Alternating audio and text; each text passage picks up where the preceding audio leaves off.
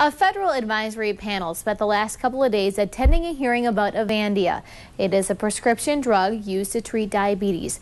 At issue was the drug causing heart problems, and did the manufacturer know about the side effects? The panel's verdict: Avandia will stay on the market. But joining us this morning to talk more about the prescription is Dr. Mary Frohnauer from Gundersen Lutheran. Good morning, doctor. Thanks for getting up with us. Good morning, Amy. Thanks for inviting me. Thank you. Very timely topic. It is, and I want to ask you first, if you are a patient currently taking Avandia, what would you like those folks to know?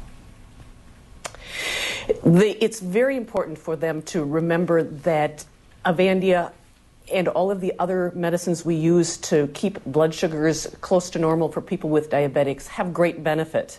We know that lowering blood sugar helps to prevent a lot of the damage of diabetes, so there's benefit there.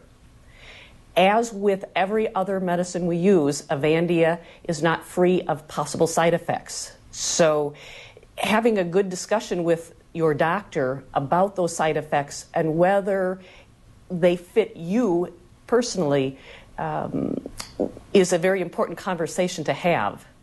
So we can't talk about Avandia in generalities. This really is a patient-by-patient, case-per-case basis, whether the benefit outweighs the risk.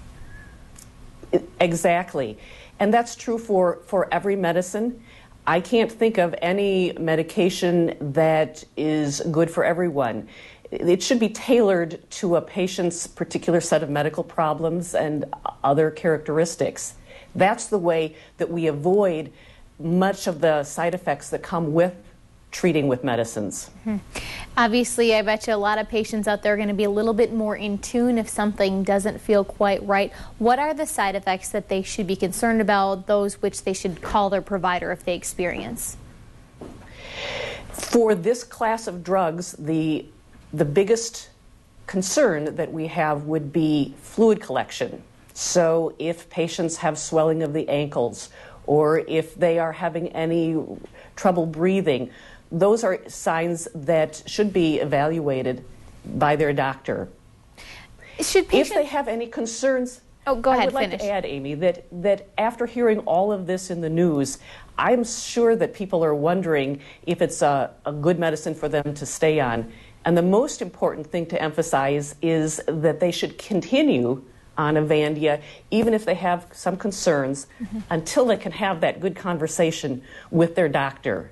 Okay, Stopping the drug without a plan for a replacement would not be a good thing. Okay, so of course, talk with your physician before you do anything on your own. Exactly. Okay, and this isn't unique to Avandia. I mean, many drugs have side effects, as you said, so if patients have questions, they should always just talk to their physician, regardless of whether they think it's a little issue or a big issue.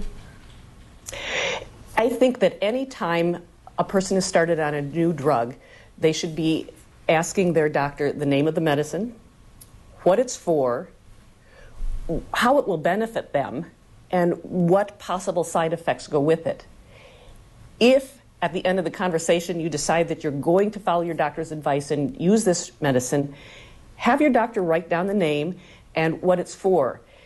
When people take more than one medicine, it's often hard to keep track of what's used for what, and it would be very helpful to have a better understanding of all of those pill bottles that sit in front of you. Yes, knowledge is power. Thank you so much, Dr. Mary Frohnauer from Gundersen Lutheran, an endocrinologist there at the hospital. We thank you for answering some of our questions this morning. You are welcome. All right, and of course, again, speak with your physician if you have any questions about the medications that you are currently taking.